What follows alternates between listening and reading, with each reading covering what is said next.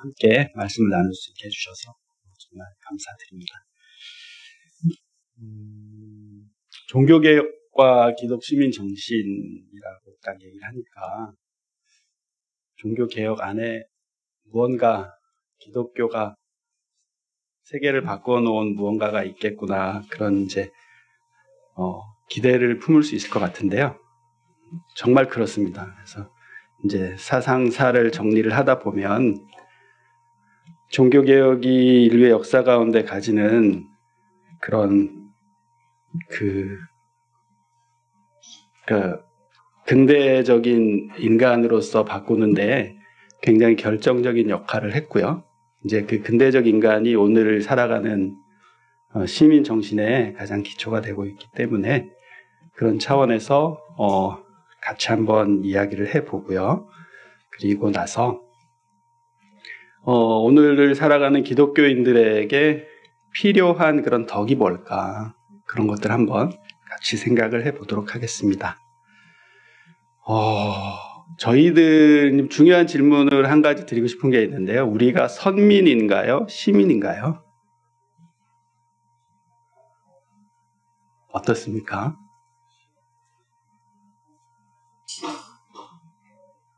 자유롭게 얘기해 주셔도 괜찮습니다. 선민인가요? 시민인가요? 시민이죠. 우리는 시민입니다. 여기에서 이 세계 가운데에서 살아가는 동안은 우리는 시민이지 절대로 선민은 아닙니다. 그죠? 근데 우리는 선민입니다. 왜냐하면 하나님과의 우리와의 관계에서는 우리는 선민이죠. 그래서 저는 이 두 가지 정신이 같이 가야 여기에서 시민으로 살아가는 하나님 나라의 백성이 될 수 있다고 생각을 합니다. 그리고 그런 생각이 제 생각만이 아니고요. 아우구스티누스부터 종교개혁가 루터, 그리고 수많은 개혁가들이 이어온 그런 정신입니다. 그런데 이 질문을 드리는 이유가 뭐냐면, 시민이기 때문에 선민의식도 갖추고 살아가는 건데 그걸 바꿔서 생각하면 문제가 발생을 하더라고요.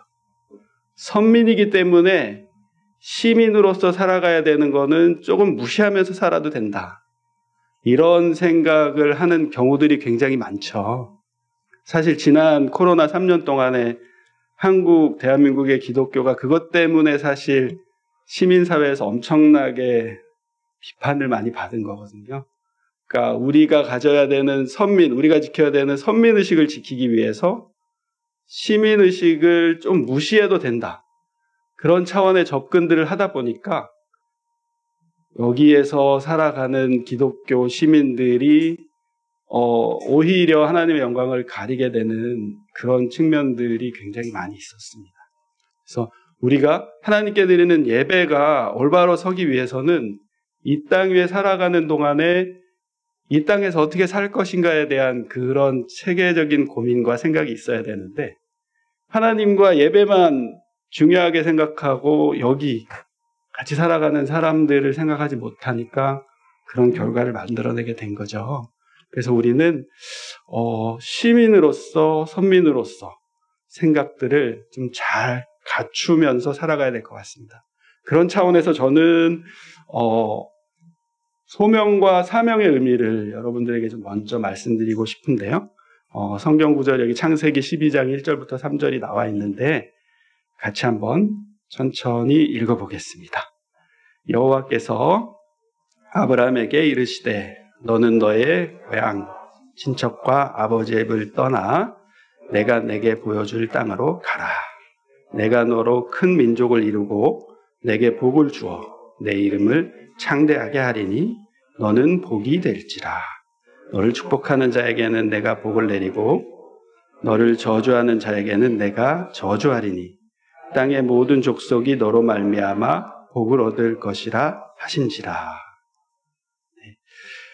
우리가 이 세계 가운데서 살아가는 것은 사명을 받은 자로서 시민으로서 살아가는 거고요. 우리가 하나님을 믿고 하나님을 의지하면서 살아가는 것은 부르심, 소명을 받은 자로서 살아가는 건데요. 아브라함에게 하나님이 아브라함을 부르시고 아브라함에게 부르셨다는 것은 소명이죠. 그리고 아브라함에게 여기서 살지 말고 가나안에서 살아가라라고 말씀하신 건 사명이죠. 그래서 두 가지 차원에서 여러분들이 먼저 이해를 해 주시면 좋겠는데요. 하나님이 아브라함을 먼저 부르시고 그 다음에 아브라함에게 굉장히 커다란 사명을 맡겨주셨습니다.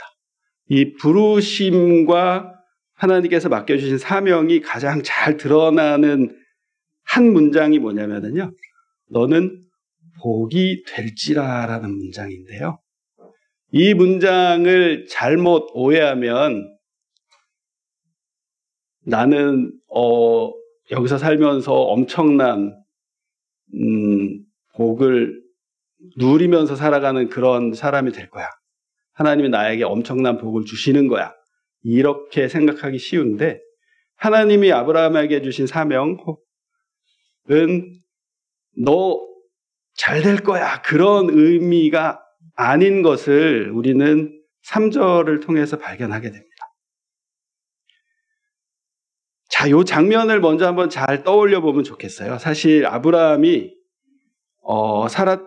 지금 살고 있는 도시는 하란이라는 도시예요. 근데 하나님이 아브라함을 부르시면서는 거기 도시에서 살지 말고 가나안 광야로 나가라고 말씀하십니다. 나그네가 되어라라고 말씀하시는 거거든요. 근데 이 나그네가 된다는 게 그냥 단순하게 하나님이 아브라함을 그렇게 부르신 게 아니고요. 노아 얘기까지 거슬러 올라가야 됩니다. 노아의 세 아들이 있었죠. 그 중에 노아가 하나님의 복을 약속하면서 축복을 허락해 준 아들을 셈입니다. 그리고 이제 가나안 족속의 아들은 야벳이고요. 근데 셈에게 노아가 복을 주신 그 축복을 약속한 그 약속을 하나님께서 이제 이루시기 위해서 오래 기다리신 거예요. 한 300년 정도. 9세대가 지났다고 성경에 나와 있거든요. 9세대가 지나가면서 고대근동 지역에 셈족이 이제 많이 생긴 겁니다. 근데 이 셈족 민족이 이제 생긴 건데 이 셈족은 특이하게도 다른 민족과는 달리 정착 생활을 하지 않고요. 가나안 지역에서 살면서 양을 칩니다. 그러니까 이동을 하는 거죠. 양을 치면서 때로는 자기들 민족들이 거대한 도시에 있는 부족들하고 계약을 맺어서 노동을 하는 그런 관계에 있었다고 합니다. 그러니까 처음부터 하나님이 셈족에게 계획하신 어떤 계획은 나그네로 살아가는 그런 계획이었던 거예요. 그래서 이 셈족의 후예 중에서 하나님이 아브라함을 선택하시면서 하란에서 정착하면서 살던 아브라함을 일깨우신 겁니다. 도시에 살지 말고, 도시에서 정착하면서 있지 말고, 원래 너는 노아 때부터 그런 약속을 한 거야. 너는 정착하는 게 아니라 나그네로서 가나안 지역에 가서 살라고 말씀해 주신 거죠. 저는 이 말씀을 문자적으로 해석하면 안 되겠죠. 우리가 살아가는데 집도 없이 그렇게 살면 안 되잖아요. 그런 의미라기보다는 하나님이 우리를 부르신 의미가 뭐냐. 부르신 의미는 여기가 우리의 삶의 종착지가 아니라 더 나은 본향이 있다는 사실을 이해하고 그 본향을 향해서 길을 가는 사람이 하나님이 부르신 사람이라는 거죠. 그래서 아브라함에게 주신 사명은 뭐냐면요. 너는 복이 될지라라는 사명인데요. 3절을 한번 곰곰이 잘 읽어보시면 좋겠습니다. 같이 읽겠습니다. 너를 축복하는 자에게는 내가 복을 내리고 너를 저주하는 자에게는 내가 저주하리니 땅의 모든 족속이 너로 말미암아 복을 얻을 것이니라. 여러분, 이 말씀을 잘 읽어보면 이게 아브라함이 잘 된다는 얘기인가요?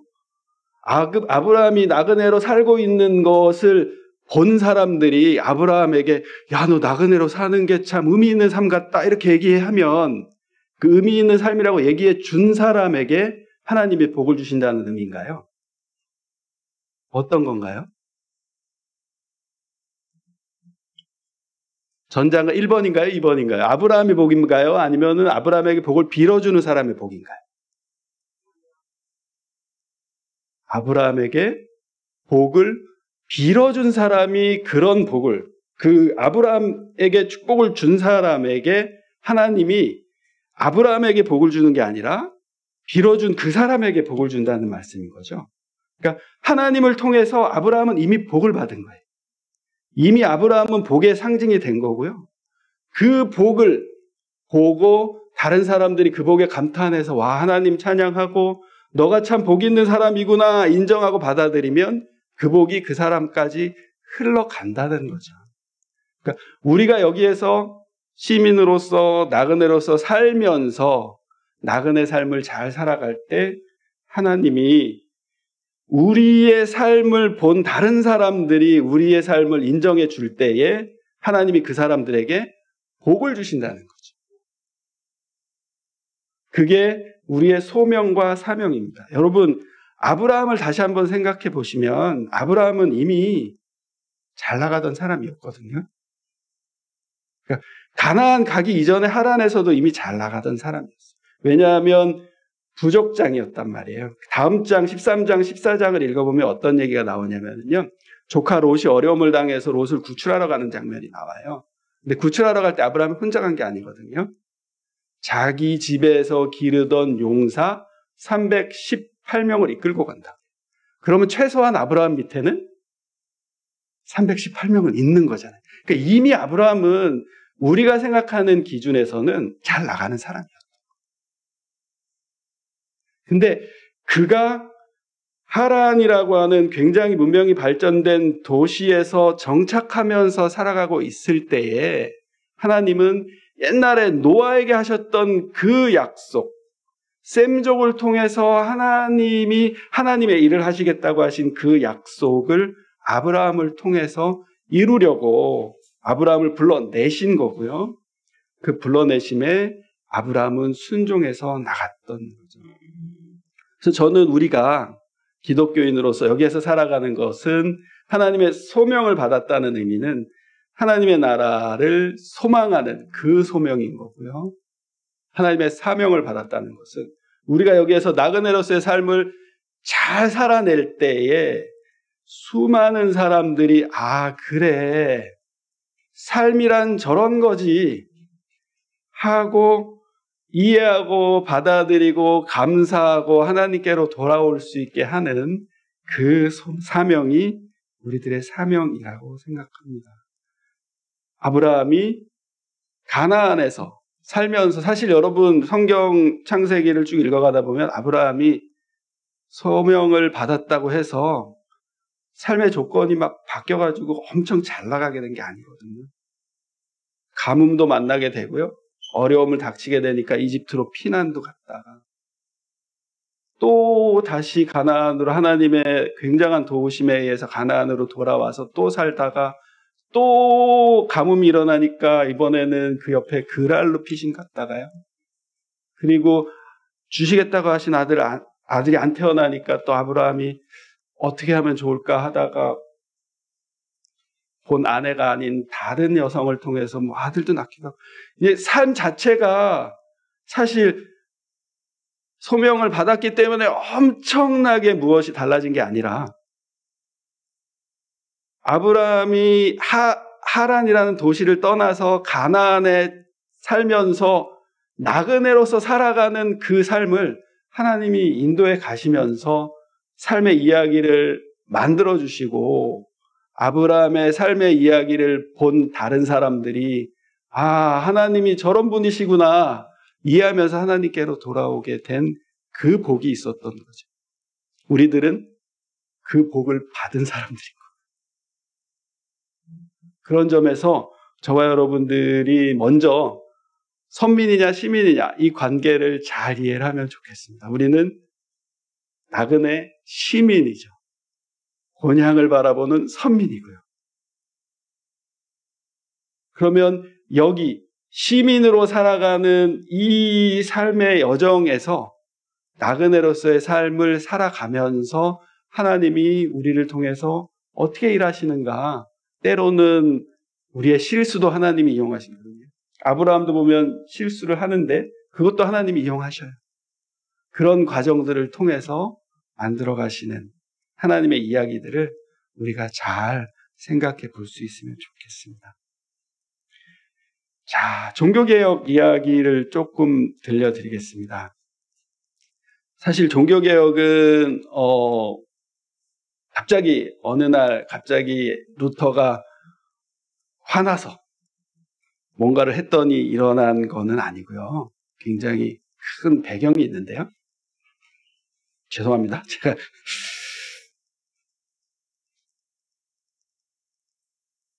유럽 사회가 이제 중세 시대까지의 강력한 교황의 권위가 이제 지친 겁니다. 근 1000년 이상을 권력이 하나밖에 없었어요. 교황이 황제의 권력까지, 황제가 없었던 건 아니고요. 황제도 있었는데 중세 시대에는 황제보다도 훨씬 더 막강한 권력을 교황이 누리면서 유럽 사회의 사람들을 삶을 그냥 자기 마음대로 한 거죠. 그러다가 그런 교황의 막강한 권력이 점차로 조금씩 깨지기 시작하는 그런 시기, 그리고 교황의 권력이 가장 부패했었던 시기에 사실 루터가 등장을 하게 된 거거든요. 그래서 가장 먼저는 여기는 제가 맨 첫 번째로 민족 국가를 먼저 써놨는데 그거보다 먼저 등장하게 된 게 사실은 신흥 부르주아지들이 등장을 하게 됩니다.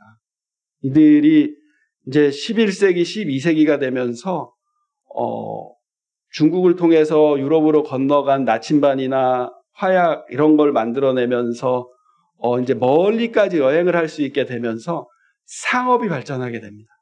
그래서 그 이전까지는 농경 생활을 하다가 이제 장사를 하면서 상업이 발전하게 되면서 상업이 발전하게 되면 자연스럽게 뭐가 생기죠? 약간 이제 지루하신 것 같아서 퀴즈를 뭐 좀 상품도 드려야 돼요.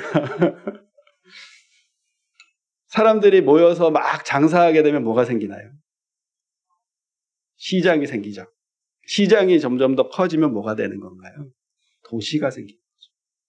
그래서 신흥 부르주아지들이 생기면서 유럽에 도시들이, 멋있는 도시들이 만들어지게 됩니다. 대표적인 도시가 파리 같은 도시가 만들어지는 거고요. 그러면서 유럽 사회에 또 굉장히 커다란 변화가 일어나는 사건이 있었는데요. 그게 뭐냐면 이슬람 제국이 8세기경에 엄청나게 커져서 이탈리아 남부하고 스페인, 포르투갈까지 점령해버렸어요. 그러다가 10세기 넘어가면서 교황이 강력한 힘을 발휘를 해서 이제 십자군 원정을 하면서 이쪽 유럽에 있는 이슬람 사람들을 몰아내서 본래 자기 땅으로 돌아가게 만들었어요. 근데 이슬람 사람들이 살면서 우리는 이제 이슬람 하면 되게 오해하는데요. 막 이렇게 무기 들고 나가서 싸우는 사람들만 생각하는 그게 아니고요. 굉장히 문화를 당시에 그러니까 이슬람 제국이 처음 생기고 난 다음에 유럽 문화는 오히려 이쪽 그 유럽 문화보다 이슬람 문화가 훨씬 더 발전했었거든요. 그 발전하게 되는데 가장 결정적인 역할을 한 사람이 아리스토텔레스였어요. 그래서 아리스토텔레스가 죽고 난 다음에 유럽 사회에서 인기가 없었고요. 잊혀져 지내다가 그 아리스토텔레스의 많은 책들을 수도사들이 이제 그쪽 고대근동 지역의 사막에 들어가서 살면서 책들을 잘 보존해 놨던 거예요. 그 책들을 이 이슬람 문화권의 사람들이 발견을 하고 특히 아리스토텔레스가 엄청난 책들을 많이 써냈는데 자연학, 의학, 생물학 이런 그러니까 실생활에 도움이 되는 엄청난 책들이 많이 있는 거예요. 그 책들을 보고 이 이슬람 지역의 사람들이 다 번역해내면서 자기들의 문화로 만들었던 거죠. 그래서 최초의 종합대학이 사실은 유럽에서 생긴 게 아니라 이쪽에서 생긴 거예요. 수학, 과학 이런 게 훨씬 더 발전해 있었어요. 반면에 유럽에는 아리스토텔레스가 남아있긴 남아있었는데 수사학자로만 남아있었습니다. 책들이 다 잊혀지고 수사학 책만 남아있었던 거예요. 근데 수사학 책에 보면 이제 당시에 도시가 생기고 아리스토텔레스 수사학이 굉장히 인기를 끌었는데요. 왜 그랬냐면 도시가 생기고 상업이 발전하면은 법률을 갖춰야 되잖아요. 장사를 하려면 법을 제대로 만들어야 되잖아요. 법을 하려면은 수사학을 공부를 잘 해서 법률 체계들을 만들어내야 되는 거죠. 근데 아리스토텔레스의 수사학 책에 보니까 내가 어떤 책에서 이렇게 말했는데 이런 건 이런 거다. 이런 식의 문장들이 나오는 거예요. 사람들이 아리스토텔레스가 수사학 책만 있는 게 아니라 다른 책도 있대라고 이렇게 듣는 순간 호기심 많은 사람들이 어떻게 되나요? 보고 싶어서 막 안달이 나는 거죠. 그래서 도시에 많은 돈이 많은 부르주아지들이 막대하게 투자를 해서 아리스토텔레스 책을 전부 다 사오자. 그래서 그런 붐이 일어났는데 이슬람 이쪽 이탈리아 남부하고 스페인에 있던 이슬람 사람들이 몰려가면서 남아있던 아리스토텔레스 책이 발견된 거예요. 그러면서 르네상스가 일어나게 된 거예요. 아리스토텔레스 책을 다시 보고 다시 읽고 그러니까 유럽 사회를 바꿔내는, 유럽의 문화를 바꿔내는, 정신세계를 바꿔내는 그런 일들이 생긴 거예요. 그러면서 로마에는 아리스토텔레스 책을 열심히 공부하는 대학들이 생긴 거예요. 파리에도 대학들이 생기고 이런 일들이 일어났던 게 르네상스예요. 그리고 이제 르네상스가 일어나면서 사람들이 그 민족 개념이 하나둘씩 싹트게 되면서 민족 국가가 만들어지고요. 그 와중에 가톨릭 교회가 좀 정신 차리고 야 우리 이제 이렇게 가다가는 힘들어 이렇게 생각하면서 정신 차린 게 아니라 그 와중에 가톨릭 교회는 이제 더 막 나가는 거죠. 더 막 나가면서 자기들 권력에 취하게 되고요. 특히 이제 레오 10세는 사실 원래 그 루터가 종교개혁을 했던 시대의 레오 10세는 원래 그 교황 집안이 아니었대요. 그래서 그냥 어떤 한 지역의 영주로 있다가 거기까지 올라간 거라고 하더라고요. 그러면서 자기가 가지고 있는 본래 생활, 굉장히 화려하고 향락적인 그런 생활을 유지하기 위해서 이제 엄청나게 향락을 즐기려면 돈이 많이 필요하잖아요. 그러니까 사제직을 막 판매를 합니다. 주교직을 판매를 하는 거죠. 그래서 어떤 일이 벌어지냐면요. 독일의 브란덴부르크의 알브레이츠라는 이 사람은 원래는 성직자가 아니었어요. 원래는 브란덴부르크의 영주였는데 이 사람이 세속 권력이 아니라 종교 권력까지 사고 싶어서 당시에 독일의 가장 커다란 도시의 주교가 마인츠인데요. 마인츠의 주교직을 사고 싶어서 레오 10세에게 엄청난 돈을 주고 그 주교직을 삽니다. 근데 이제 돈이 없으니까 은행에서 돈을 엄청나게 빌리는 거예요. 그러면 이제 갚아야 되잖아요. 근데 그 밑에 있는 데첼이라고 하는 굉장히 영리한 신부가 있었습니다. 이 신부가 저기를 면벌부가 원래는 있었는데요. 이 면벌부를 면죄부로 바꾼 겁니다. 여러분 면벌부라는 건 어떤 거냐면요. 가톨릭 교회는 죄를 용서받기 위해서 뭘 하죠? 고해성사를 하죠.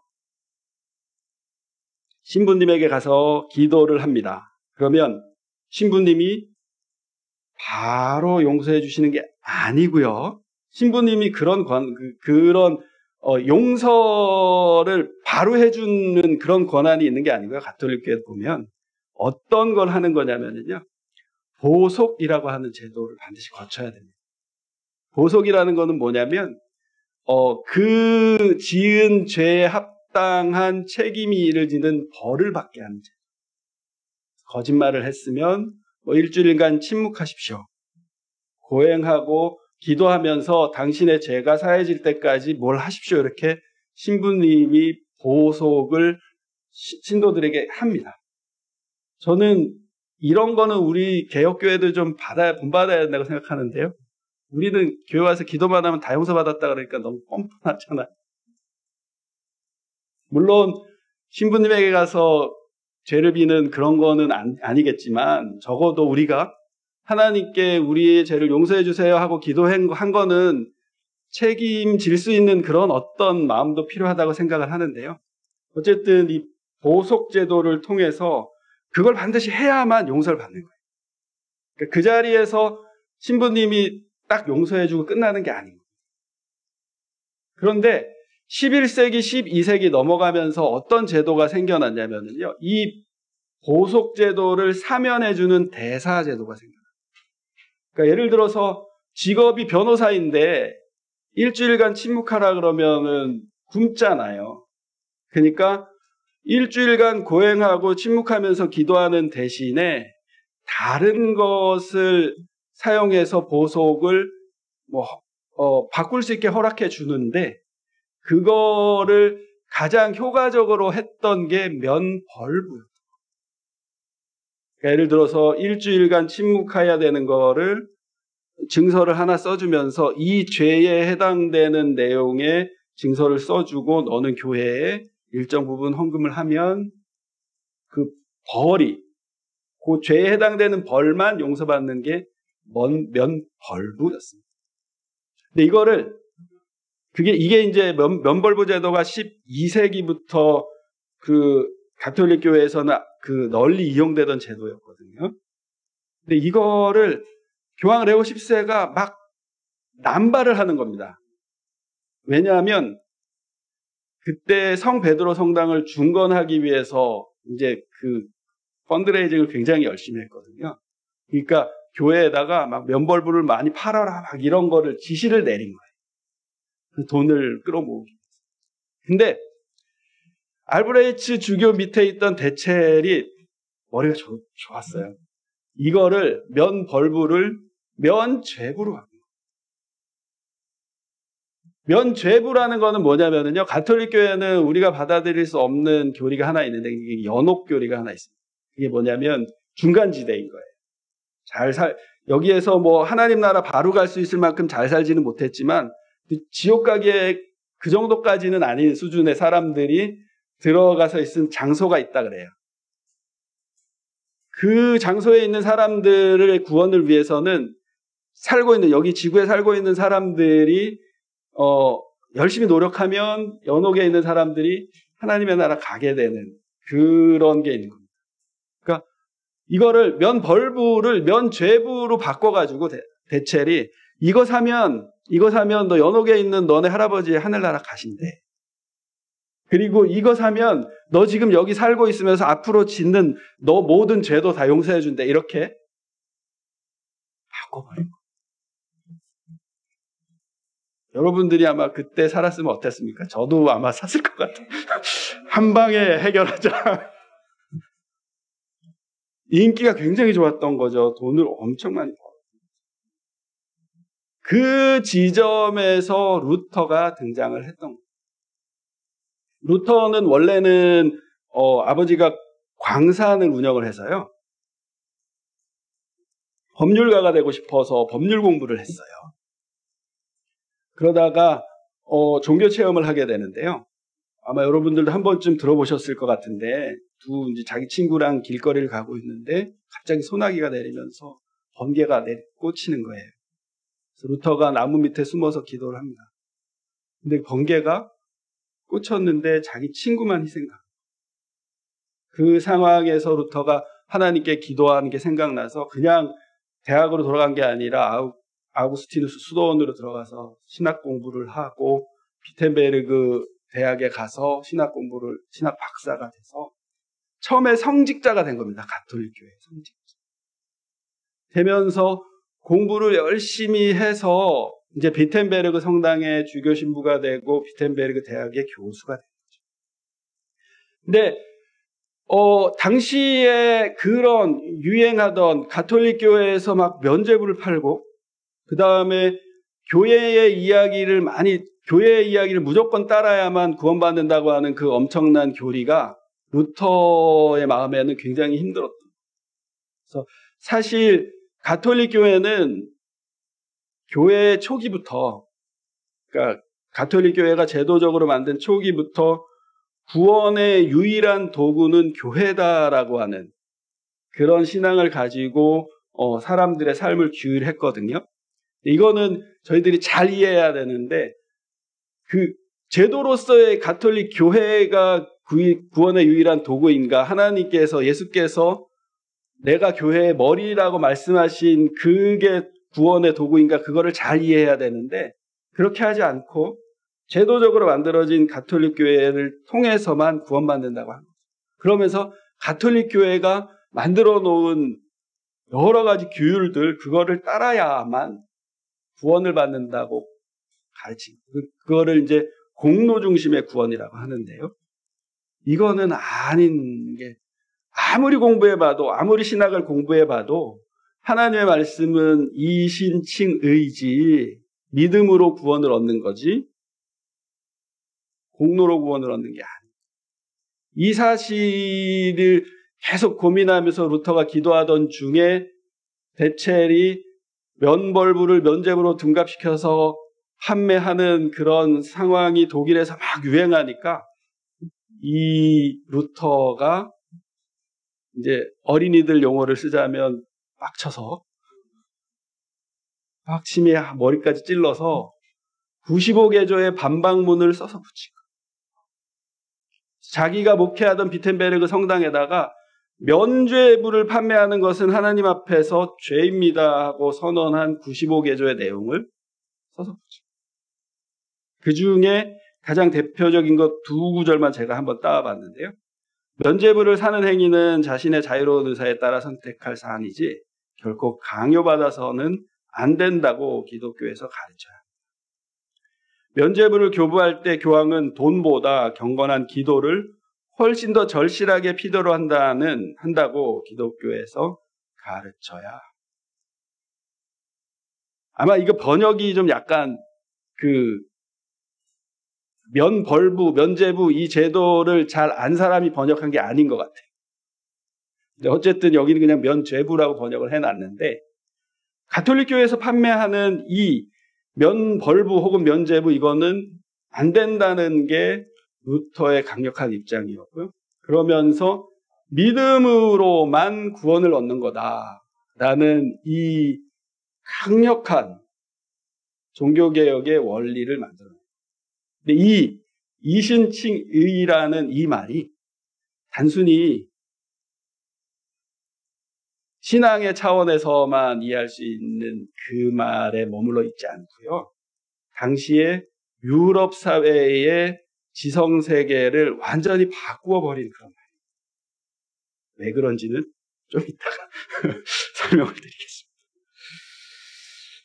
마찬가지로 이제 칼빈도 등장을 하면서 칼빈은 루터는 이신칭의라고 하는 믿음으로 구원을 얻는다고 하는 개인 구원에 초점을 맞췄다면 칼빈은 루터보다는 조금 후대에 이제 종교개혁을 했거든요. 그래서 공동체에 관심이 많았습니다. 이상적인 도시 국가를 한번 만들어 보려고 했었고요. 그래서 칼빈은 원래는 프랑스 출신이에요. 프랑스에서 해보고 싶었는데 프랑스는 워낙 강력한 가톨릭 국가입니다. 지금도 가톨릭 교회의 가장 든든한 후원자가 프랑스거든요. 그래서 프랑스에서 할 수 없어서 스위스 제네바로 건너가서 제네바라고 하는 도시를 이상적인 도시국가로 만들어 보려고 했고요. 의회민주주의를 실현하기 위해서 장로 제도를 만들어낸 사람이 칼빈입니다. 칼빈의 후예들은 장로교인 거고요. 그러면서 직업 소명설을 아주 강력하게 주장을 했는데요. 이 직업 소명설도 근대적 시민의식의 굉장히 중요한 도구, 사상으로 발전하게 됩니다. 그리고 칼빈을 따르던 사람들이 프랑스에서 활동하던 사람들은 위그노였고요. 스코틀랜드에선 청교도로 활동을 했는데, 이제 스코틀랜드의 청교도들이 스코틀랜드도 이제 영국도 이제 종교 개혁이 이루어졌거든요. 근데 영국은 성공회라고 하는 그 종교 개혁이 이루어졌는데, 영국 국교회 성공회가 스코틀랜드의 청교도들에게 신앙의 자유를 주지를 않았어요. 엄청나게 박해를 했습니다. 그래서 이들이 배를 타고 건너가서 만든 나라가 미국인 거고요. 그래서 미국은 청교도 정신에 의해서 설립된 나라라고 그렇게 생각을 하시는 게 가장 보편적이고요. 그 생각의 가장 핵심의 직업 소명설입니다. 그럼 직업 소명설하고 이제 그 이신칭의가 왜 근대적인 정신이냐, 이 얘기를 좀 제가 말씀드리고 싶어요.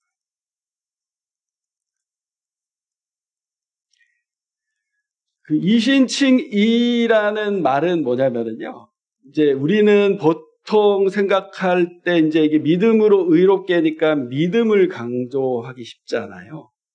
근데 믿음으로 구원을 받는다라고 말할 때에 더 중요한 거는 뭐죠? 구원을 받는 게 중요한 거잖아요. 하나님 우리를 구원하신다는 사실이 중요한 거죠. 근데 이 구원이라는 말이 그냥, 그러니까 우리가 가지고 있는 뭐 죽으면 극락가, 열반의 이런 의미의 구원이 아니라요, 하나님의 의가 드러나는 사건이라고 보통 얘기를 하거든요. 그러니까 믿음으로 의롭게 된다는 말은 하나님의 정의의 관점에서 정의롭지 못했던 사람들의 죄를 완전히 사면받아서 정의로운 상태로 바뀐다는, 근데 그 바뀌는 그 사건에 조금 더 초점이 맞춰져 있는 거거든요. 이런 차원에서 이신칭의가 여러분, 우리가 이신칭의를 다시 한번 생각해 봐야 되는데, 그러면 이신칭의가 근대적 정신에 왜 중요하냐? 제가 조금 전에 말씀드렸죠. 과거에는 구원은 내가 뭘 해서 구원받는 게 아니라 어디라 그랬어요? 나의 구원을 정해주는 거는 가톨릭 교회라고 그랬잖아요. 가톨릭 교회가 정해주는 대로만 살면 됐었던 거죠. 이거 해, 그럼 하면 되는 거예요. 그러니까 내가 스스로 나의 믿음으로 구원받는다라는 생각을 단 한 번도 못 해본 거죠. 중세시대까지 살았던 사람들은. 근데 이신칭의, 구원을 받는 길은 하나님께서 우리들에게 주신 그 믿음으로 내가 구원을 받는다라고 하는 생각으로 바뀌게 되면서 개인의 양심에 따라서 구원을 받게 된다는 그 의식이 비로소 생기게 된 거예요. 그러면서 개인의식이 생기게 돼요. 그 이전까지는 중세시대까지 살았던 사람들은 그냥 뭉뚱그려서 교회에서 정해주는데, 태어나면서부터 죽을 때까지, 그리고 심지어 죽고 난 다음에도, 그죠? 연옥이라는 거는 죽고 난 다음에도 교회가 이 사람들의 삶을 마음대로 하겠다는 뜻인 거잖아요. 그랬는데, 그러니까 태어나면서부터 죽을 때까지, 혹은 죽고 난 다음까지의 모든 시간을 하나님과 나의 관계에서 내가 하나님께 어떻게 함으로 하나님이 나에게 주시는 은혜로 내가 살아가는 게 아니라 교회가 정해주는 대로 사는 거다라고 하는 이 의식이 깨지게 된 게 이신칭의론. 개인의 양심에 따라서 하나님을 믿는 믿음으로 의에 도달하게 된다고 하는 이 생각이 근대적 정신의 가장 중요한 생각이 되었던 것. 그러면서 또 하나, 그러면서 따라 나온 생각이 만인제사장설하고 직업 소명설이었다. 이거는 두 개는 연결되어 있는 건데요. 그러니까 가톨릭 교회 시대까지는 소명을 받은 직업은 하나밖에 없었어요. 뭐였을까요? 하나님의 명령을 받은 직업은 하나밖에 없었어요. 성직자였겠죠. 그런데 직업 소명설이라는 거는 모든 직업이 다 하나님의 소명이라는 거죠. 우리가 이 땅에서 살아가면서 하나님의 이름으로 살면서 여러 가지 하는 많은 다양한 일들은 다 하나님의 부르심을 받은 일이에요. 그래서 제가 조금 전에 아브라함의 삶을 말씀드렸던 이유가 그거. 우리가 여기서 살아내는 게 하나님의 소명이에요. 그러면서 만인 제사장이라는 것은 뭐냐면요. 구원에 이르는 중개자로서의 성직자가 존재했던 거예요.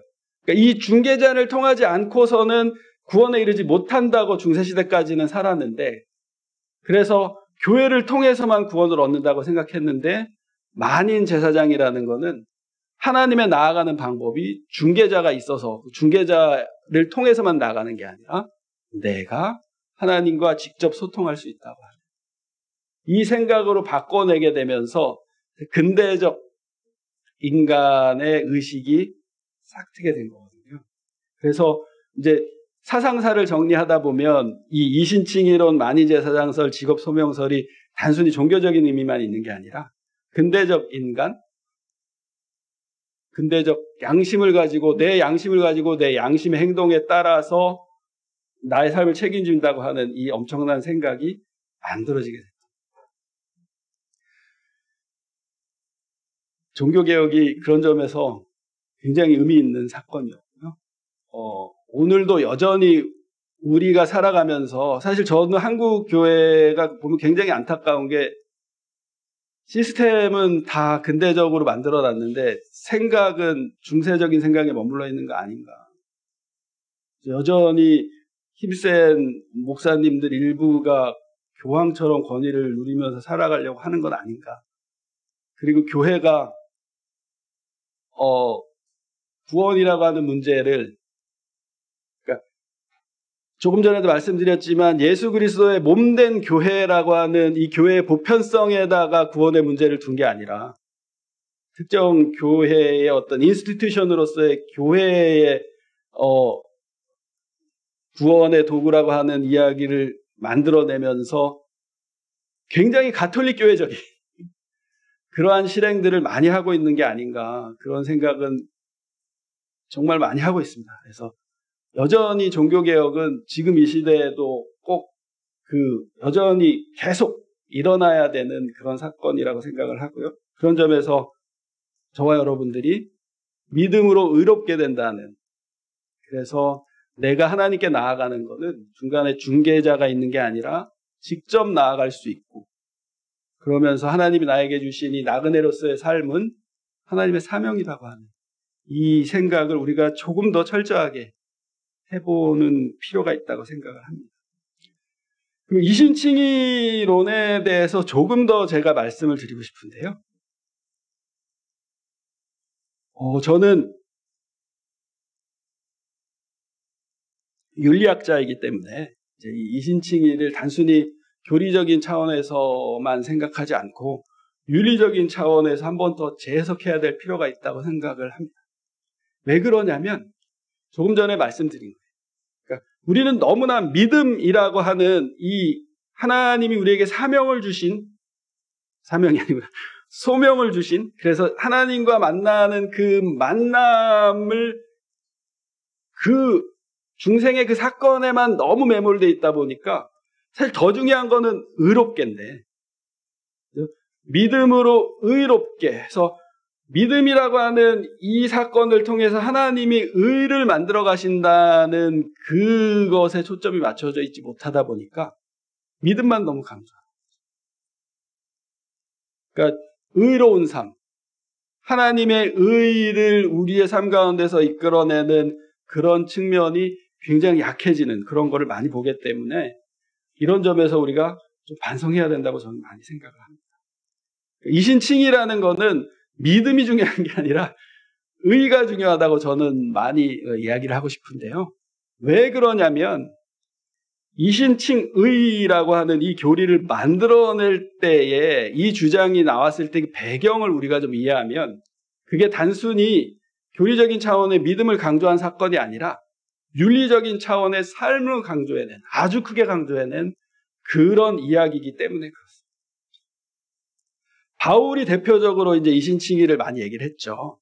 바울이 이신칭의는 갈라디아서하고 로마서에 주로 많이 등장을 하는데요. 갈라디아서에서 이야기한 이신칭의와 로마 교회에다 이야기한 이신칭의의 독자가 다릅니다. 그래서 갈라디아 교회에는 어떤 분쟁이 일어났냐면요. 그러니까 교회가 이제 처음에는 바울이 그리고 처음 교회는 흩어져 있는 유대인들에게 예수께서 메시아라고 하는 그런 생각을 전달해낸 거잖아요. 그러면서 교회 안에 들어온 공동체들에게 갈라디아 교회에서는 어떤 논쟁을 했냐면 할례를 받아라. 유대인으로서 우리가 그전에는 너희들이 할례를 받지 않았었더라고 하더라도 여기를 들어온 이상 유대 공동체 사이에서 들어오면서 할례를 받고 그러면서 어떤 우리가 전통에서 만들어 온 그런 의에 이르는 도달할 수 있는 그런 그 예식들을 행해야 된다. 이런 주장이 있었던 거예요. 유대인들 사이에서. 이때에 바울은 왜 하나님이 우리에게 믿음으로 하나님의 정의에 이를 수 있다고 했는데 과거에 유대교에서 가지고 있었던 그 전통을 따르려고 하냐.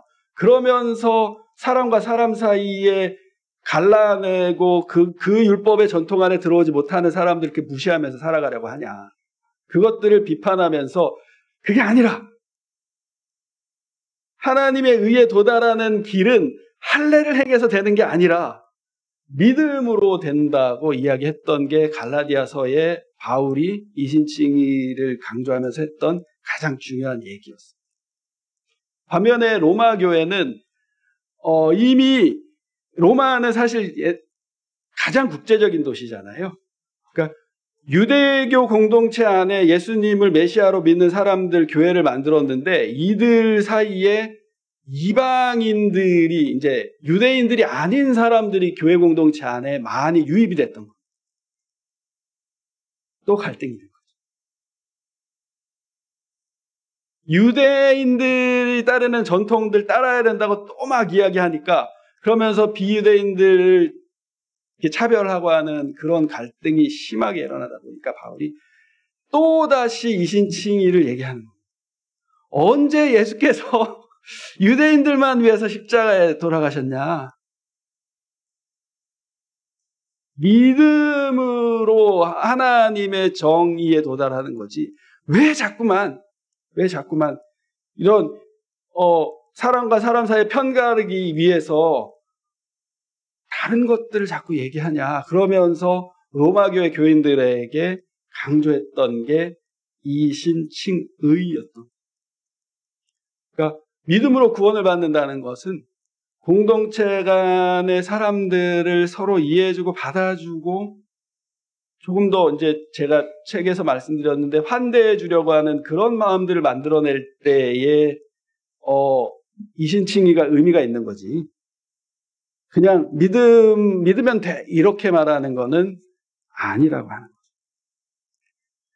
마찬가지로 루터도 그 이신칭의라는 이 얘기를 했던 거는 분명히 저항하고 싶었던 게 있었던 겁니다. 조금 전에 말씀드린 로마 교회의 교권주의에 저항해서 가톨릭 교회가 아주 강력하게 성례를 통해서 구원을 받는다고 하거든요. 그 성례를 통한 구원이 아니라 하나님의 정의, 하나님의 의를 통해서만 우리가 구원을 받게 된다고 하는 그 생각을 강력하게 주장하면서 만들어냈던 게 루터가 주장했던 이신칭의였죠. 믿음이라는 이 단어, 피스티스라는 이 말은요, 동사적인 의미가 강력하게 들어있습니다. 원래 피스티스라는 이 말은 충성, faithfulness. 그래서 내가 관계에 있어서 다른 사람과의 관계를 정말 잘 만들어내기 위해서 내 삶을 굉장히 충실하고 현명하고 정직하게 만들어내야 되는 그 과정 자체를 피스티스라고 했던 거. 그러니까 단순히 그래 믿을게 이렇게 얘기하는 그런 차원이 아니라 정말로 꾸준히 나의 어떤 충실함을 계속해서 지켜내는 그런 관계가 피스티스였던 거죠. 그래서 믿음으로 구원받는다는 이 이신칭 의의는 반드시 윤리적인 삶에서 우리가 끊임없이 하나님과의 관계에서 그리고 다른 사람과의 관계에서 관계를 지켜내려고 노력할 때에 이신칭 의의라는 말이 우리에게 더 의미가 있어질 거라고 생각을 합니다. 그게 이제 제가 말씀드리고 싶은 환대의 공동체를 만들어내는 건데요.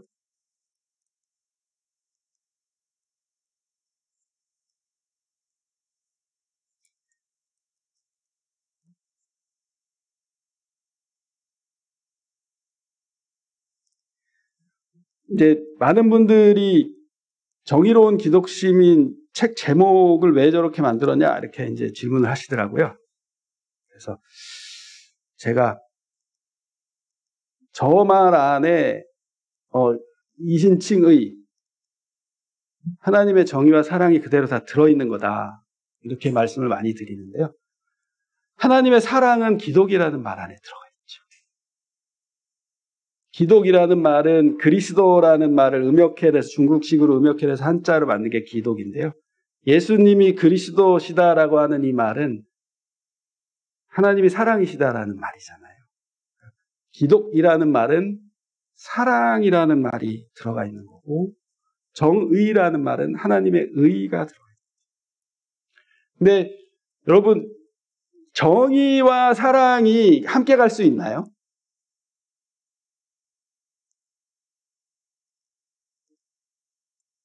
함께 갈 수 없지 않나요? 정의로워지려면 어떻게 해야 되죠? 정확하게 판단해서 잘잘못을 따져서 상벌을 정확하게 해야지 정의로워지는 거죠. 사랑이 강조되려면 어떻게 해야 되죠? 그런 것들을 다 이해하고 용서하고 덮어줘야 사랑이 되는 거잖아요. 정의와 사랑이 어떻게 가능할 수 있죠?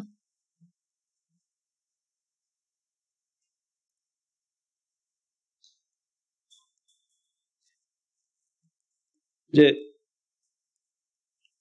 사랑과 정의가 함께 이루어질 수 있는 유일한 예가 저는 십자가라고 생각을 하는데요. 십자가 상에서 하나님은 하나님의 정의와 사랑을 다 이루셨죠. 십자가를 통해서 아들을 심판하심으로 우리들에 대한 심판을 면제해 주셨죠. 그리고 그 사랑 덕분에 우리가 하나님의 의에 도달할 수 있는 상황으로 바뀌어냈기 때문에 이 변증법, 정의와 사랑은 함께 갈 수 없는 개념이지만 정의와 사랑을 십자가를 통해서 함께 녹여내시고 하나님은 그러니까 사랑을 통해서 정의를 이루어 가시려고 하시는 거지 계산하고 그 상벌 관계를 명확하게 따져가지고 이런 관계로 정의를 이루어 가려고 하시는 게 아니라는 점을 우리가 좀 이해한다면 오늘을 살아가는 기독교인들이 시민으로서 어떤 시민의식을 가지고 살아갈 건가를 좀 더 이해해 볼 수 있을 것 같습니다. 이제 가장 중요하게는 덕의 공동체를 이뤄내는 거라고 말할 수 있는데요. 이 덕의 공동체에서는 4가지 중요한 덕이 나오는데 아마 여러분들 한 번쯤 다 들어보셨을 것 같습니다. 이거는 인류가 오랜 시간 동안 고민해온 가장 중요한 덕이거든요. 그래서 정의로워야 된다, 관계에 있어서. 그 다음에 우리의 행동은 정의를 이루기 위해서 지혜로워야 된다. 그리고 우리의 가슴은 정의를 이루기 위해서 용기가 있어야 되고요. 그 다음에 우리가 하는 일은 정의를 이루기 위해서 절제할 수 있어야 된다. 이렇게 이제 얘기를 많이 하거든요. 사실 이 덕의 공동체는 플라톤의 공화국이라고 하는 책에서 가장 많이 나왔는데 그 책이 나오고 난 다음에 오랜 기간 동안 윤리학을 공부하는 사람들은 이거를 4주덕이라고 합니다. 네 가지 중요한 덕이에요. 여기에다가 이제 중세시대의 토마스 아퀴나스는 믿음, 소망, 사랑을 더해서 7주덕을 얘기를 한다. 어쨌든 덕의 공동체를 만들어내기 위해서 우리가 살아가고 있는 삶의 자리는 정의로워야 된다. 근데 이 정의는 단순한 정의가 아니라 저와 여러분들에게 있어서의 정의는 십자가로 만들어지는 사랑의 정의를 항상 우리는 고민할 수 있으면 좋을 것 같고요. 정의에 도달하기 위해서는 하나님이 주시는 지혜를 우리가 가져야 되고 하나님이 주시는 용기로 살아내야 되고 하나님이 주시는 마음으로 절제할 수 있어야 되는 그런 관계들을 우리가 한번 더 생각해 보면 좋겠습니다. 그래서 사실 아마 살아가면서 그러니까 시대마다 이 기본적인 네 가지 덕은 항상 기본으로 갖추고 있지만 이 네 가지 목표를 이뤄내기 위한 시대 정신은 다르게 있는 것 같아요. 근데 지금 현재 우리가 살아가고 있는 오늘 이 시대에서의 기독교 시민으로서의 필요한 덕이 뭘까? 저는 환대가 아닐까 그런 생각을 굉장히 많이 하는데요. 첫 번째 이유는 지금처럼 우리가 자유롭게 왕래해 본 시대가 없죠. 우리는 어디를 가거나 아니면 누군가를 맞이하거나 하는 그런 굉장히 자유로운 관계들을 굉장히 많이 만들어내고 있는 그런 삶의 의미에서 이제 환대라고 하는 가치가 그러니까 내가 어디를 갈 때도 환대 받았으면 좋겠고 그다음 누군가가 나에게 왔을 때도 환대하는 그런 삶의 가치가 굉장히 많이 필요한 것 같아요. 그래서 예전에는 이제 산업 이름을 관광산업이라고 불렀는데요. 요즘에는 산업 이름이 바뀌었습니다. 뭐로 바뀌었을까요? 환대산업으로 바뀌었어요. 산업 이름도. 그 정도로 환대가 어떤 새로운 가치를 만들어내고 있고요. 그다음에 두 번째 환대가 지금 현재 우리들에게 중요한 거는 전쟁, 그 다음에 빈곤, 기후위기 이런 것 때문에 너무나 많은 난민들이 생겨나고 있습니다. 사실 이건 굉장히 심각한 문제죠. 우리나라는 지정학적으로 아프리카나 저 중동 지역하고 많이 떨어져 있기 때문에 그 난민으로부터 굉장히 직접적으로 영향을 미치진 않지만 유럽 사회나 그쪽 유럽이죠. 유럽은 이 문제가 아주 심각한 사회적인 이슈거든요. 그래서 좀 난민을 좀 더 오픈했다가 또 좀 어려움이 있으면 닫기도 하고 이런 과정들이 계속 반복되는데 얼마 전에 우리나라도 굉장히 아픈 경험을 했죠. 2018년에 예멘에서 제주도로 많은 사람들이 왔을 때 굉장히 아픈 일들이 많이 일어났죠. 그래서 그들을 환대해주지 못하고 추방해내고 그런 추방을 하는데 또 앞장섰던 사람들이 안타깝게도 근본주의적인 경향을 가지고 있었던 기독교인들이 그들을 혐오해내면서 했던 일들이 있죠. 더 심각한 거는 기후위기하고 관련돼서 요즘 난민이 굉장히 많이 늘어나고 있다고 합니다. 경작지가 없어지니까 경작지가 없어지면 이들은 딴 데를 떠나야 되죠. 그러면서 일어나는 난민. 그래서 그냥 우리는 어떤 면에서 보면은 삶의 패턴이 자연스럽게 이제 나그네가 된 것 같아요. 근데 이제 나그네의 의미를 우리가 어떻게 좀 이해하면 좋을까 그런 것들을 다시 한번 생각하면서 환대를 좀 잘 이해하면 좋겠습니다. 결국에 낯선 이들을 우리가 어떻게 맞아들여야 하는가에 대한 고민들을 굉장히 많이 할 필요가 있을 것 같은데요. 성서적인 전통에서 굉장히 강력하게 환대하라고 이야기하고 있습니다. 사실.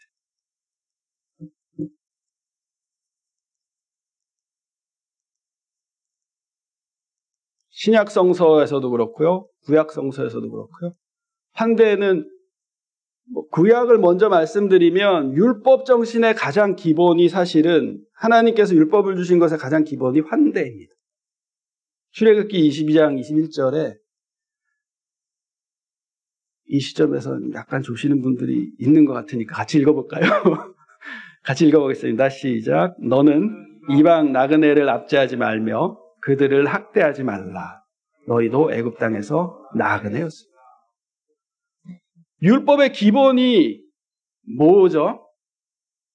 네가 애굽에서 종살이하던 시대를 기억하라는 게 율법의 기본인 거죠. 나그네였음을 기억하라. 우리는 여기 살아가면서 나그네라는 사실을 기억하라는 게 율법의 가장 기본 정신이고요.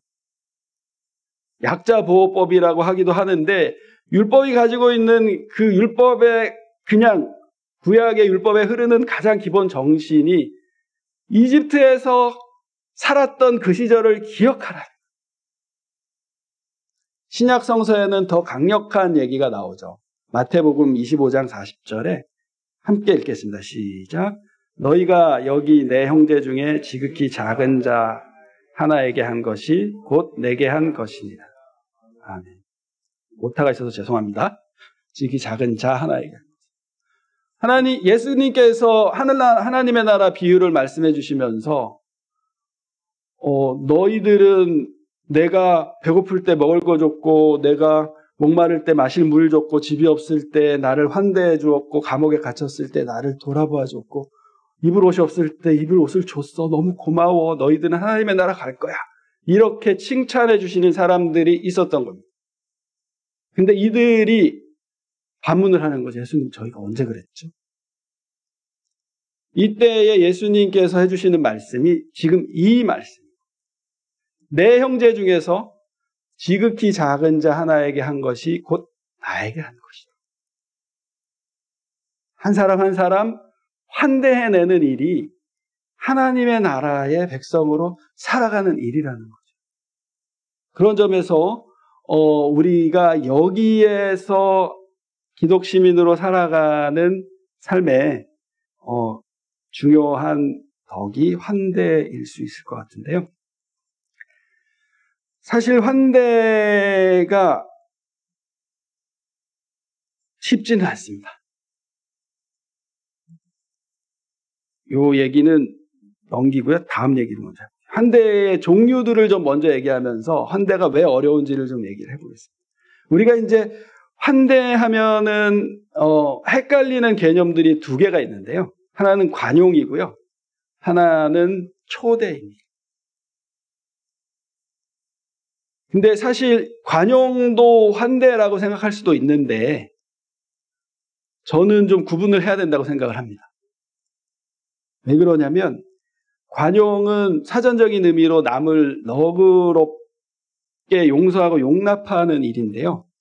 여기에서의 관계적인 의미로 볼 때는 내가 우위에 있는 거고 어려운 사람들이 나의 도움을 받는 관계인 거거든요.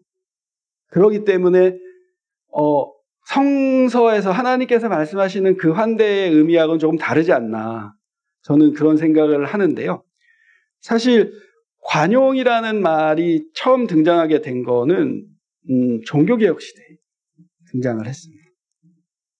그러니까 다른 종교적인 생각을 가지고 있는 사람들도 용납하고 받아주자가 처음에 관용이라는 말이 만들어졌던 배경입니다. 안타깝게도 종교개혁이 일어나서 사람들의 그 삶이 굉장히 바뀌었는데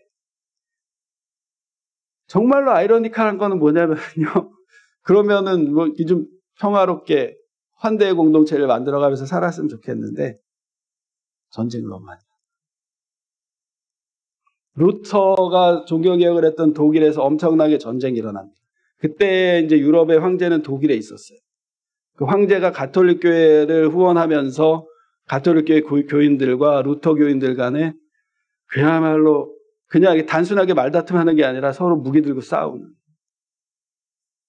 그 관계를 처음으로 해소했던 게 아우구스부르크라고 하는 데서 1555년에 이제 회의를 합니다. 오늘부터는 루터교 사람들도 종교의 자유를 인정한다. 관용이라는 말이 등장을 한 거예요. 그래서 독일에서의 관용은 성공을 했습니다. 프랑스에서 한 번 더 있었는데요. 프랑스에서 칼빈파들이 있었다 그랬죠. 위그노들이라고 한다 그랬죠. 이 위그노들을 가톨릭 교회가 엄청나게 박해를 했습니다. 광장에다가 노틀댐 성당 광장에다가 몰아넣고 다 죽여버려요. 그 끔찍한 일들이 있었어요. 그래서 위그노들이 자기들 신앙의 자유를 위해서 열심히 투쟁하면서 구강하고 맺은 조약이 낭트 칙령이라고 하는 조약을 맺었습니다. 관용하겠다고 약속을 했어요. 근데 안타깝게도 낭트 칙령은 2년 만에 폐기되고 말았어요. 그 이후에 프랑스에서는 이게 혁명의 구호가 되고 유럽 사회 전역에서는 관용이라고 하는 말이 혁명의 구호가 되면서 이제 점차적으로 종교에서 다른 정치적인 시각을 가지고 있는 사람들까지 확대됐습니다. 근데 저는 조금 전에도 말씀드린 것처럼 관용은 대칭적인 관계에서 한쪽에 있는 사람이 위에 있는 사람이 다른 쪽을 받아주는 그런 측면이기 때문에 어떤 면에서는 환대의 의미가 들어있기는 하지만 완전한 환대라고 볼 수는 없다고 생각을 합니다. 두 번째, 초대도 비슷한데요. 초대는 조금 더 다르죠. 저는 이제 데리다 같은 경우에는 그의 책에서 초대도 환대의 비슷한 하나의 형태다 이렇게 설명을 했는데 저는 좀 그 의견에는 좀 반대하는 편입니다. 오히려 초대는 환대 반대 개념이 될 수 있겠다.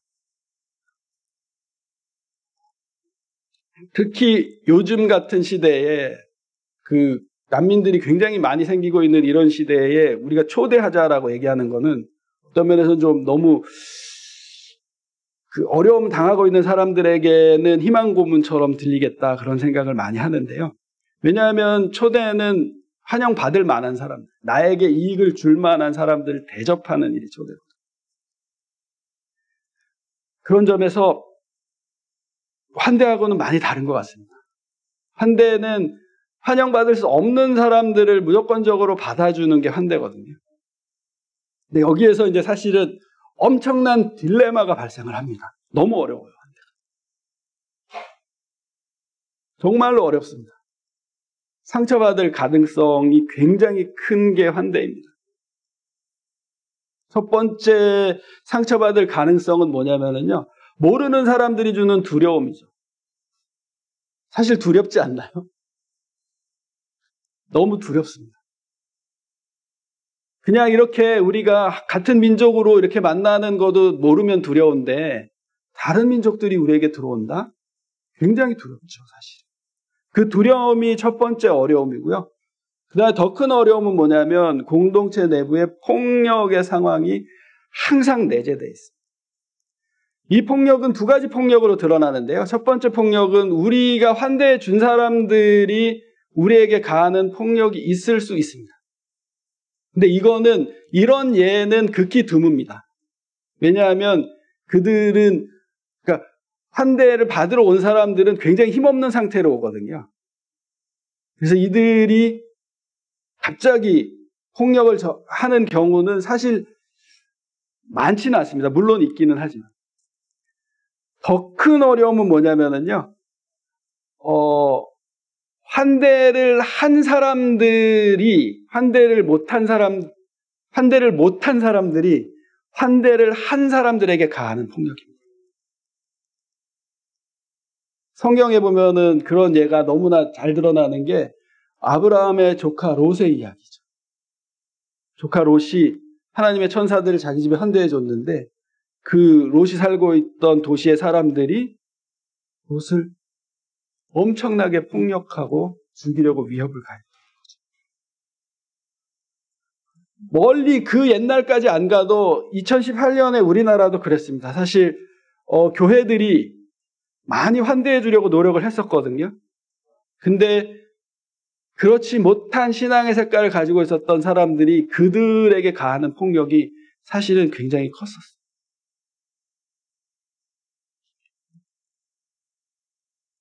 이런 점에서 우리가 환대와 사랑을 어떻게 구현해 볼 수 있을까? 이제 기독교 윤리적인 차원에서는 저는 십자가의 변증법이라고 말하고 싶은데요. 되게 의미 있는 성경 이야기가 누가복음 6장에 나오는데요. 누가복음 6장 27절부터 38절의 성경 구절을 잠깐만 말씀드리면 처음에 원수를 사랑하라 하는 말이 나오고요. 중간에 대접받고자 하는 대로 대접해 주어라 라는 말이 나오고요. 그 다음에 또 원수를 사랑하라는 말이 나오면서 대접받고자 하는 대로 대접해 주어라 라는 이 말씀에 대해서 예수께서 재해석하시는데 약간 부정적인 논리로 재해석하는 것처럼 보이는 구절이 성경에 등장을 합니다. 네. 시간 관계상 자세하게 제가 설명드리기는 좀 다음 기회에 한 번 더 불러주시면 제가 근데 그 궁금한 거는 뭐냐면은요, 원수 사랑과 사실 대접받고자 하는 대로 대접해 주어라라는 이 말은 상호 관계성에서 오는 그 윤리의 황금률이거든요. 원수 사랑이 또 나와요. 그러면 원수 사랑과 대접받고자 하는 대로 대접해 주어라라는 이 두 개의 말은 개념적으로 보면 마치 사랑과 정의가 같이 나오는 것 같은 그런 의미입니다. 그러면서 사람들은 잠깐 오해를 하는 게 뭐냐면 대접받고자 하는 대로 대접해 주어라라는 이 정의의 말이 이거를 이제 여기에 뭐 등가의 논리, 넘침의 논리 이런 얘기가 나오는데 이거는 설명 안 하겠습니다. 그냥 대접받고자 하는 대로 대접해 주어라라는 이 정의보다는 원수 사랑이 훨씬 더 좋은 거야 라고 이렇게 보통 말을 하고 넘어가는데요. 그런 의미가 아님을 발견하게 되는 게 뭐냐면 대접받고자 하는 대로 대접해 주어라라는 이 말을 해석하면서 이 말이 너가 무언가를 받고 싶으면 너도 다른 사람에게 해줘라라는 그 말이 아니라 주님께서 이 말을 하신 이유는 너가 은혜로 그냥 받은 것이니 그냥 주어라라는 말로 이해해야 된다. 그래서 원수를 사랑하라는 이 말은 사랑받고 싶으면 사랑해라라는 그 말이라기보다는 너가 하나님의 사랑을 그냥 받은 사람이기 때문에 그냥 사랑하라는. 근데 이게 그냥 사랑하기가 너무 어렵기 때문에 사실 저는 주님께서 그렇기 때문에 교회를 주신 거라고 생각을 합니다. 개인적으로 우리가 그냥 사랑하기 정말 어렵잖아요. 특히 모르는 사람 혹은 해외에서 온 사람들 어떻게 우리가 그냥 사랑하겠어요. 그렇기 때문에 공동체를 주신 거라고 생각을 하고요. 두 가지 실천적인 우리 행동을 해볼 수가 있을 것 같은데요. 하나는 공간을 내어주는 것, 하나는 손해를 감수하는 것. 손해를 감수는 개인적으로는 하기 정말 어렵습니다. 근데 교회 이름으로는 사실 손해 많이 감수하고 있잖아요. 더 많이 우리가 손해를 감수하면서 사랑을 할 수 있을 것 같고요. 공간을 내어주는 것도 개인적으로 우리가 우리 아파트 문을 열어주기는 너무 어렵잖아요. 교회가 그들을 환대해주고 식사를 대접해주고 하는 여러 가지 일들은 교회의 이름으로는 얼마든지 할 수 있는 거예요.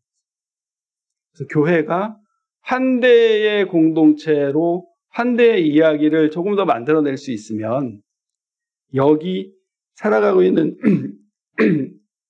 살아가고 있는 이 시대의 기독교회가 기독 시민으로서 이 세상 가운데서 존재하는 이유를 충분히 발견할 수 있을 것이라고 생각을 합니다. 그래서 사실 우리가 그냥 받지 않은 게 아무것도 없죠.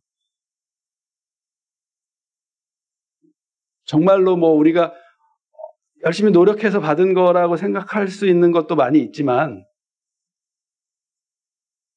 정말로 대부분의 것은 대한민국에 태어났기 때문에 이루어진 거 아닌가요? 정말로 대부분의 것은 좋은 부모님을 만났기 때문에, 좋은 교우들을 만났기 때문에 형성된 거 아닌가요? 그리고 더 의미 있게는 정말로 이렇게 좋은 거는 하나님이 우리를 사랑해 주셨기 때문에 가능한 거죠. 그런 차원에서 사실 쉽지는 않을 것 같아요. 그렇지만 공동체를 주셨기 때문에 이 안에서 그냥 받은 것, 그냥 나눠주는 일들을 충분히 해보려고 노력할 수 있지 않을까, 그런 생각을 굉장히 많이 합니다. 예, 저에게 주어진 시간이 딱 1시간 반이었기 때문에 이 정도로 하고 마치겠습니다. 기도하나요? 아니면 기도하겠습니다. 하나님 감사합니다. 사랑하는 교회 공동체를 통해서 귀한 이야기를 함께 나눌 수 있게 하신 것 감사드립니다. 빛과 소금 교회가 하나님이 주신 사랑을 거저 나눠주는 사랑의 공동체가 될 수 있도록 축복하여 주시옵소서. 저희 모두가 이 땅 위에서 나그네로서 축복을 전달하는 삶을 우리들에게 맡겨주신 것, 우리들이 이해하면서 부족하지만, 혼자서는 하기가 너무나도 어렵지만 하나님께서 우리에게 주신 그 사랑의 이야기들을 하나하나 만들어갈 수 있도록 저희들을 축복하여 주시옵소서. 예수님 이름으로 기도드렸습니다.